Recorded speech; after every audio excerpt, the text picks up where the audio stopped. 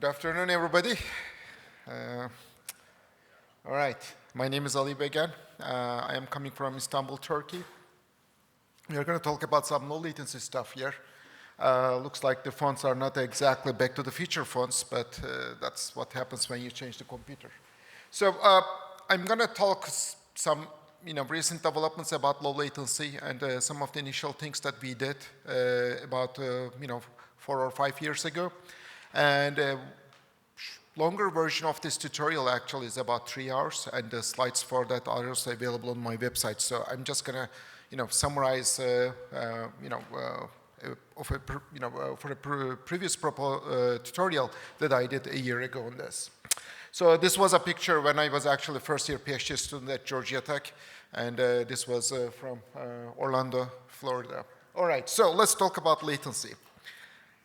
Latency, I've been listening to a lot of talks, yesterday and today, and obviously latency is one of the most used keywords, and it means different things to different people. But what I'm going to be referring to as latency is the end-to-end latency here, glass-to-glass latency.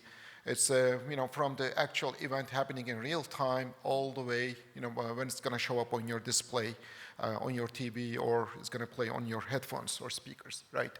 So in 1969, the most popular broadcast event in the history of mankind has happened. It was I wasn't there at that time, but people say that it was about 650 million people who actually watched this moon landing.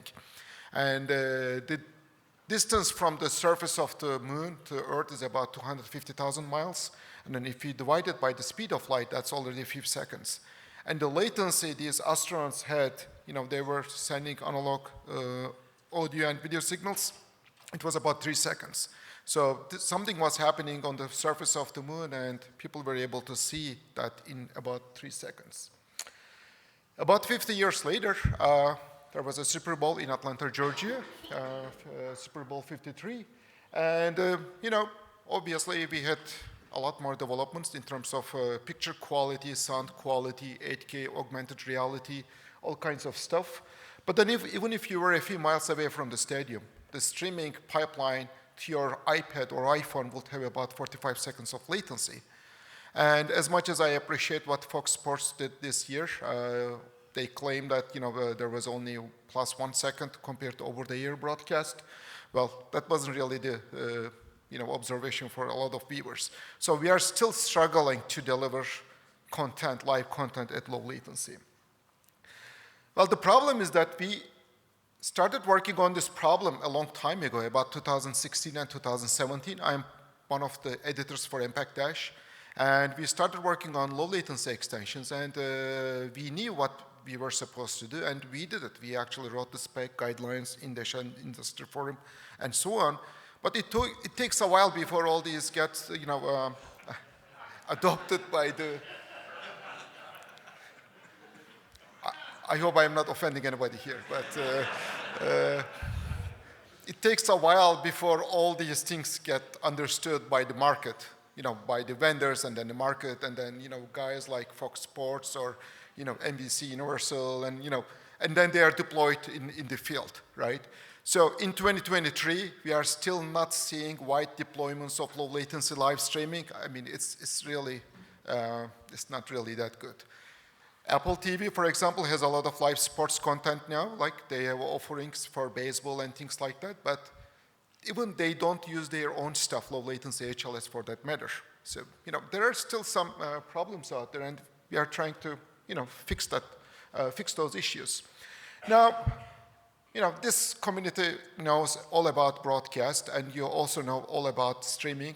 There are significant differences between two, different ways of distributing content.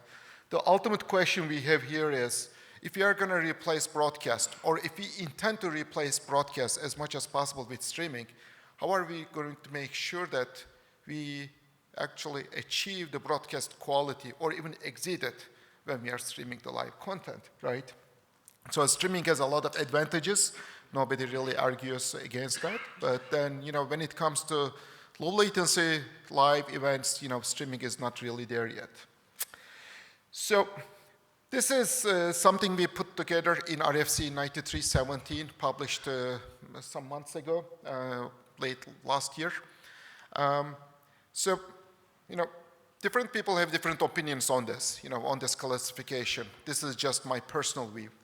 And, we have high latency area, typical latency, low latency.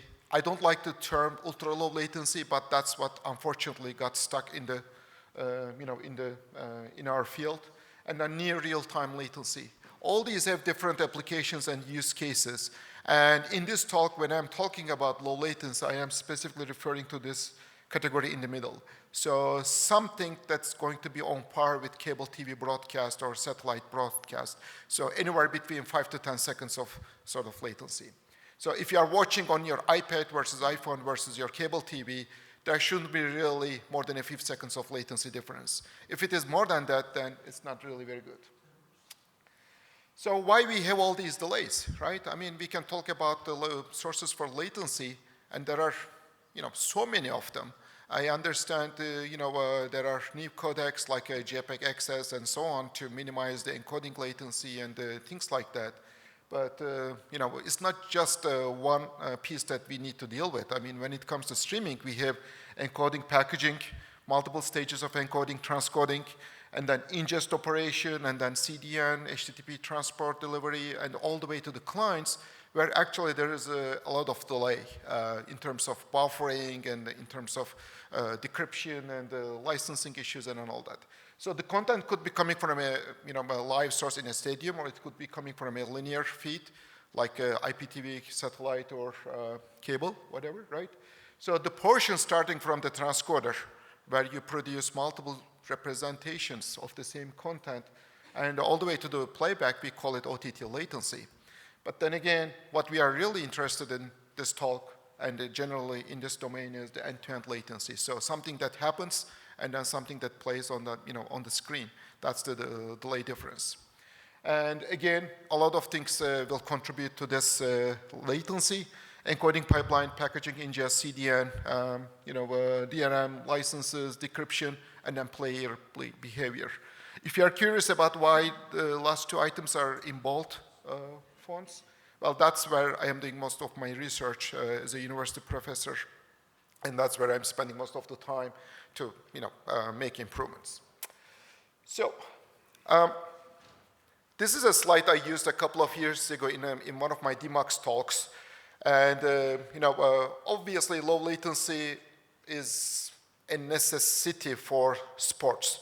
Netflix type of content or most YouTube content, they don't really need low latency. But when it comes to sports, people are quite picky. If you are watching a World Cup or Super Bowl, doesn't really matter. You don't want to be really too far off the live point, right? And when we are operating at low latency, there are a lot of things that can go wrong. It's not that Dash or HLS cannot do low latency. They can certainly do that. But then, there is a huge risk of stalling, rebuffering, or stalling, let me put it this way. And then that's really detrimental to the user experience. People really hate it when there will be a stall, especially if it is really an interesting moment in their video. So here's a penalty kick by Messi when he used to play for Barcelona, and then hopefully this is gonna play. It didn't play. It moved to the next slide. Can we play the video, guys? Just click on the video, somewhere on the video. Nope, you are switch to the next slide. Go back. And then bring up your cursor and then click on the video. Yep. All right. So this is, if this happens, now how many people think that this is going to be a goal? Well, the score is already 3-0, so that's fairly likely that it's going to be a goal. But you really don't know what's going to happen. And then this is really probably the worst time it could stall, right? Now, please resume. Just click on the video again. All right. So if your streaming session stops or just stalls for a few seconds, and then you start hearing cheerings from your neighbors, that's not the best experience, right? That's what we are trying to avoid. Now move to the next slide, and then let's play this video. All right. It is not exactly the same thing, but we actually pulled a trick to avoid a stall here. And, it didn't stall, but there were a couple of artifacts here. Could anybody tell me what it was?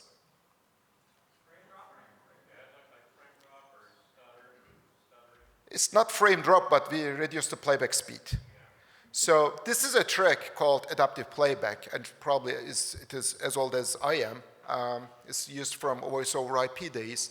So when you're running out of data in your playback decoding buffer, you just slow the playback rate. So instead of playing 30 frames per second, you play at 25 frames per second or 20 frames per second. Or if you are really desperate, you can play at 5 frames per second. Eventually, this will continue. It will give you the impression that, there is still some video. It might be a bit glitchy, but if it is not really in the, in a really bad time point, right, in the timeline, you are going to be okay. Obviously, this is a penalty kick, and you really don't want to be extra slow, during that penalty shootout, but it seems to be much better than stalling altogether. So now, we looked into this problem. We know these tricks very well. I mean, we applied that voice over IP for so many years. Now we wanted to apply to this low latency live streaming clients as well. And some clients actually do this. For example, Dash.js, the reference client from Dash Industry Forum. But we wanted to further this by looking at the importance of the event, what's happening on the screen right now, and then we wanted to adjust the playback speed accordingly. So if this is really an extremely important moment in the game, for example, maybe you don't want to really change the playback speed too much. If it is just a few percent playback speed change, it's not going to really help you. It's not going to be noticeable, but then it's not going to help you either. If you need a drastic playback speed change, you really need to find alternative places where you can change the playback speed without the customers or viewers noticing that. Now, keep that in mind. I have a couple of slides before I come back to this topic. So we started developing these algorithms, my students and my colleagues from other universities and companies. And we developed an algorithm. And then at the same time, Twitch, this was 3 years ago in the ACM Multimedia Systems Conference, they organized a grand challenge, like a competition. They said, whoever comes with the best algorithm for it, we are going to give them like $5,000, something like that. So, they have a blog post and then testbed, how they will test it, and then all those details are on that blog post. And then we participated in this challenge, and we thought that we had a really pretty good algorithm. And then there were a bunch of other algorithms, proposals, and Twitch actually did a pretty deep evaluation of these algorithms. And, eventually what happened was the following. Can we play the video? So this is me on the left-hand side. This is the Twitch guy on the right-hand side. I guess you know what's going to happen, right? So the guy is supposed to test the West.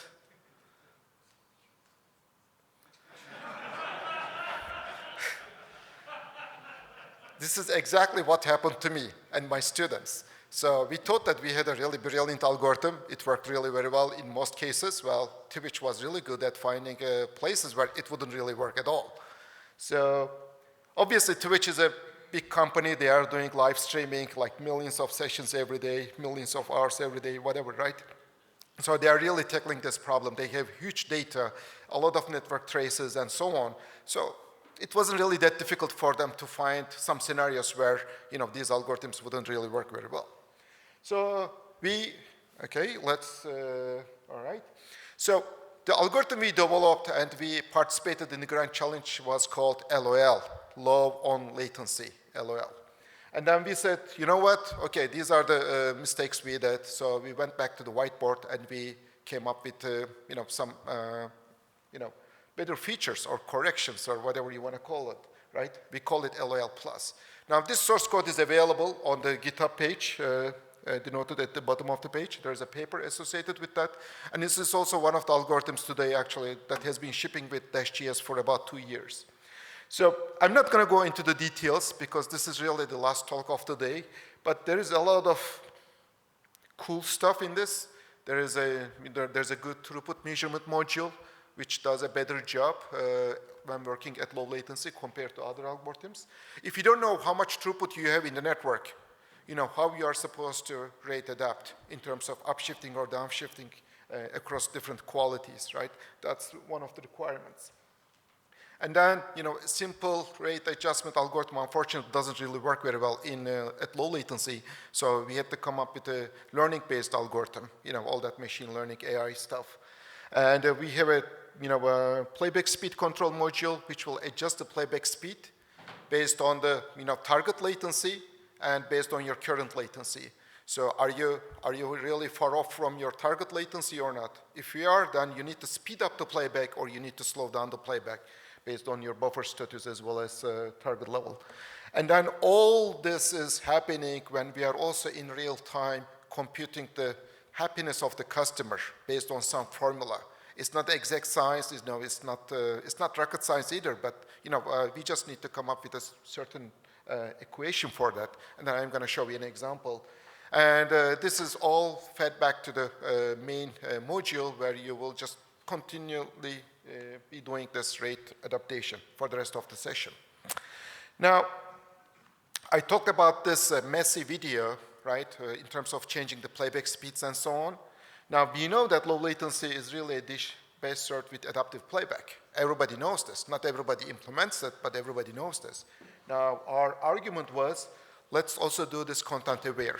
So let me understand whether it is messy shooting a penalty, or it's a red card situation, or it's a player substitution, or it's just, the game just stalled and then people are just waiting for the referee to, continue the game and so on.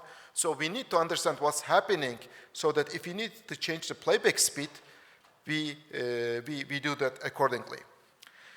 So this was a talk a couple of years ago in 2021 at DMUX. There's a full video on that talk on YouTube if you want to watch it. And then this is how we plan to do it. So we have capturing, encoding, and packaging pipeline. And the only thing we are adding over here is some sort of video filtering, the red portion. When we are encoding the video in FFmpeg, that's what we use for this project, we also developed a filter using OpenCV, computer vision libraries. And this is extracting some sort of metadata. And metadata, when I say metadata, it sounds really cool, but it's actually a single value between 1 and 100. It's like an integer value that will indicate the event density for that particular frame. So if it is 100, that means it's an extremely important frame. If it is 1, it means nothing really is happening, so you can do whatever you want in terms of playback speed changes. That metadata is transmitted to the player with the rest of the segments, and the player uses that information. If you discard it, you're just going to do blind adaptive playback. If you use that, it's going to be content-aware adaptive playback. Now, I'm going to show you an example for the filter we developed for pool games. Obviously, we did this because this was the easiest sports. Doing this for football or American football or baseball or swimming, it's going to be a bit more, complicated, but you will get the idea. So here you are seeing some bars, red and green and yellow. Green means there's a lot of motion, so that means balls are moving around. We are detecting ball motion, and that means since it's a pool game, we think that that's the most important part of the game, right? Like when the guy is just standing or thinking about how to, shoot the ball, it's not really that important. Look at the other video. Oops, sorry. Oh, it killed the whole excitement. Oh God. Can you click on the bottom video as well? Yeah.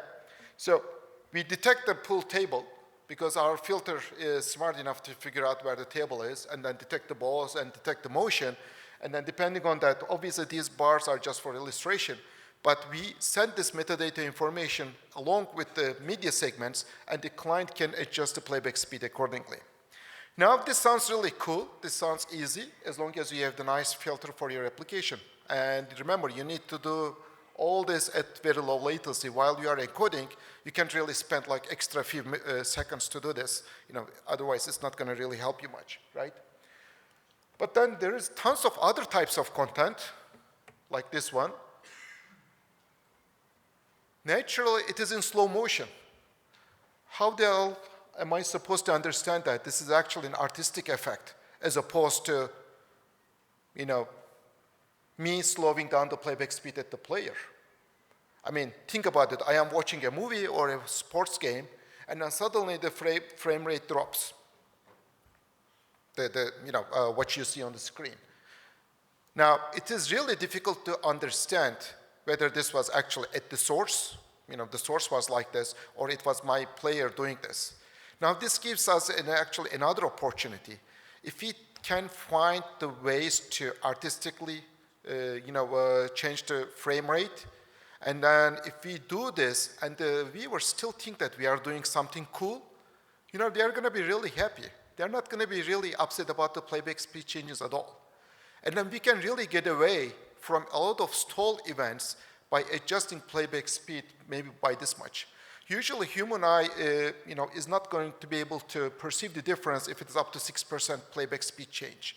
Beyond 6% playback speed change, people will start, okay, you know what? I think there's a glitch here, or there's some stuttering and so on.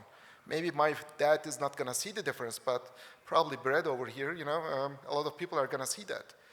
But if we can present this as an artistic modification of the content, well, it works really brilliantly. Now, a couple of other issues over here. There is already some variable frame rate content out there. And this really messes up with our algorithm at the moment. We cannot deal with that yet, but that's something we are working on. So far, we haven't used any audio signal in understanding the event densities, like the importance of a frame and so on. But if there is a goal, if there is a penalty, probably the commentator will be cheering as goal or penalty, whatever. So by looking at the audio signal, we can understand also what's happening in the game, right? And then for other types of sports, there are different optical flow models where we can detect like in a swimming competition, for example, we can see what's really happening and then understand. And based on that understanding, we can develop some models to calculate these event densities. And then we are learning, again, using some learning techniques for that. So just a few things before I wrap up. Since I wanted to give like an overview of also what specific specs we are using, since this is a such a technical forum. So all these things, low latency extensions for both HLS and Dash, have been enabled by CMAF, Common Media Application Format Specification, which we started working on 2016, and then we published the first edition in 2018 in MPEG. This gives us the flexibility to produce content in really small chunks, and then we can support multi-DRM systems and common encryption. And then a year later, around that time frame, there used to be a Periscope Twitter's application. It's no longer available, but they started using this kind of techniques to make latency lower. And people used to call this as community version of low latency HLS. This was never approved by Apple, or that this was never sanctioned by Apple. And then it's currently not really developed anymore. But there is still code base on GitHub if you would like to have a look at. And then in 2019, we published our first Dash version of the spec. But we had already some demos working in 2018. How Dash could be extended for low latency by using CMAF and not really changing many of the other things in the workflow. And then a year later, Apple came up with their own version called low latency HLS. And then this was one of the longest, beta programs. They had a lot of issues to fix. And then even after a year, there were some significant changes by the time it was introduced into the market. Right today, these technologies are like 3, 4, 5 years old. But again, we are not really seeing many deployments. As a comparison, the top row, low latency HLS community version, is not really available. Nobody really uses that anymore. So if you look at the two bottom rows, low latency Dash and HLS, you can see the comparison. Obviously, low latency Dash is a natural extension to Dash, and it doesn't really require too many things to change in your MPD manifest or on your server and so on. But then there are significant changes required by low latency HLS on the origin server as well as on the CDN. So just to give you an example over here, this is a paper we published 3 years ago. To give you a different sense of what's happening between Dash and HLS. Same type video, 2 megabit per second, 30 frames per second video, segments of 2 seconds, and there's a CMF chunk every frame. So there's a Dash client starting with version 3.1. It started supporting low latency Dash. And then simple HTTP 1.1 origin server with chunk transfer encoding enabled. And then in 60 seconds, in 1 minute of video, the client made 30 requests for segments because each segment is 2 seconds, so 30 segments were requested. And we downloaded about 15 megabytes of data. And there was only one manifest at the beginning of the session that was downloaded. As opposed to low latency HLS, the same video, you need an HTTP2 support on your origin with certainly some additional tags. And this was the beta player at that time. Obviously, you're going to get some different results today. And in 60 seconds, there were 1,800 requests going back to the server, as opposed to just 30 requests. You can see the order of magnitude difference between these two, right? Obviously, this is not really a good example. There is a frame, there is a chunk, or there is a partial segment, as Apple calls it, every frame, and this is going to really kill your server or CDN. And we also download 50 megabytes of media, but on top of that, we also download about 150 kilobytes of non-media stuff because of all these playlist updates. For every chunk, you need to update the playlist, which is obviously not a very good idea if you are doing large-scale live streaming. So, bottom line is that if you want to make low latency live streaming work, you need to really streamline everything in your workflow.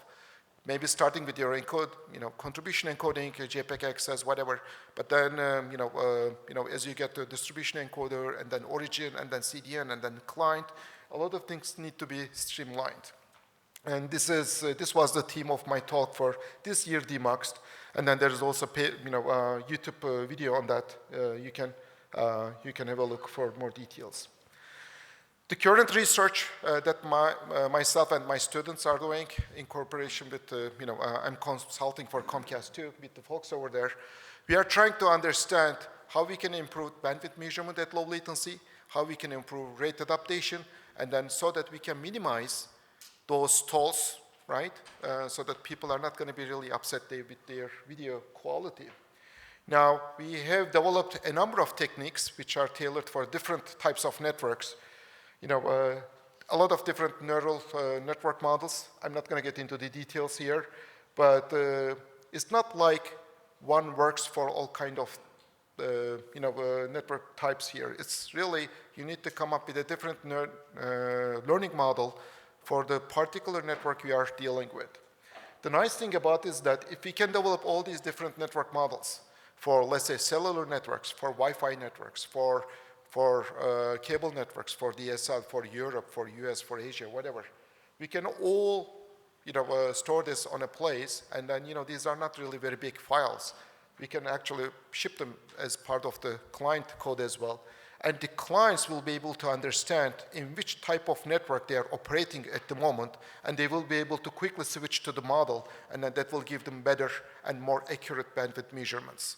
And this will obviously help with your HTTP streaming performance. So as an illustration, we did this for Dash.js. The source code is available too. So we modified the bandwidth measurement.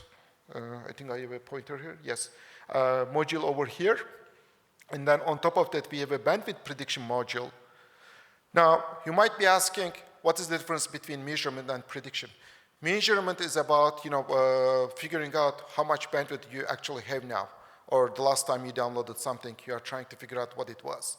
Prediction is trying to figure out the value that will happen in the next few seconds, in the next 2 seconds, 5 seconds, or 10 seconds. Obviously, the longer the horizon is, the less accurate your predictions are. But for the next few seconds, we can do pretty good predictions. And then if you know what the bandwidth is going to be in the next few seconds, that goes to your ABR algorithm, adaptive bitrate algorithm, and then you can make hopefully better decisions. Now, with better bandwidth prediction, you can feed any of these ABR algorithms that are deployed by DashGS, or you can put your own stuff, and then you can improve that too. As a matter of fact, what we did was there are two very widely used in the industry and some other academic research. There's Pensive and an MPC. For example, MPC is used by Prime Video, as far as I know. So if you just replace the bandwidth measurement module in their algorithm with ours, automatically you're going to get about 10% user experience improvement. This could be through less stalls, or less playback speed changes, or lower latency. It's a combination of factors, and then this will translate into improvements right away. So how do we measure user experience? A lot of people keep asking me this question, and luckily we don't have just one answer. We have so many different answers. Depending on what you are trying to measure and what you are trying to show as an effective way to improve quality of experience, we can give different equations for that. Now, the user experience is a really complicated function.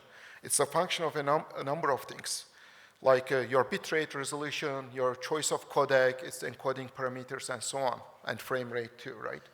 And then how many times you are going to rebuffer, stall, or what is your length of stalling? Is it like you stall 5 times, 1 second each, or you stall 5 seconds but only once?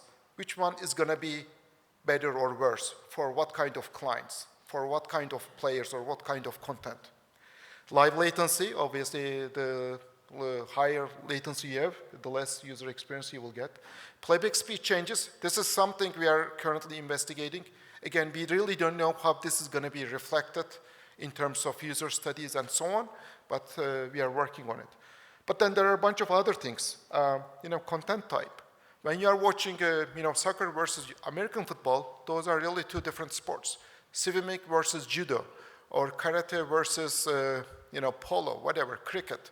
These are all different experiences, and people have different expectations from the video. Audience type. Are you an old person or young person? Old persons tend to have short-term memory. Younger people tend to have longer-term memory. And the fact that one problem happens at the beginning of a session might be recognized by younger viewers as opposed to maybe they won't be recognized by older audience.